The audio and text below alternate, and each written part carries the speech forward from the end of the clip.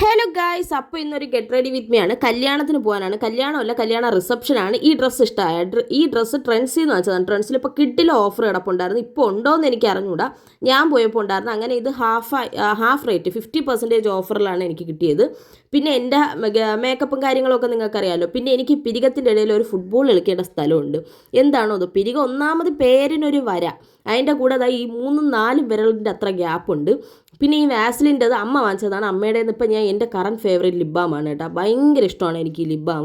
പിന്നെ ലിപ്സ്റ്റിക്ക് തന്നെയാണ് ഞാൻ ഐ ഷാഡോ ആയിട്ട് ഉപയോഗിക്കുന്നത്. ഫേസ് സ്കാനേഡ് ആണ്. ഭയങ്കര ലോങ് ലാസ്റ്റിംഗ് ആണ്. ഭയങ്കര ലോങ് ലാസ്റ്റിംഗ് എന്ന് വെച്ചാൽ ഇട്ടിട്ട് നമ്മൾ എന്ത് കഴിച്ചാലും ഈ ലിപ്സ്റ്റിക്ക് പോകില്ല കേട്ടോ. അത്രയ്ക്ക് ലോങ് ലാസ്റ്റിംഗ് ആണ്.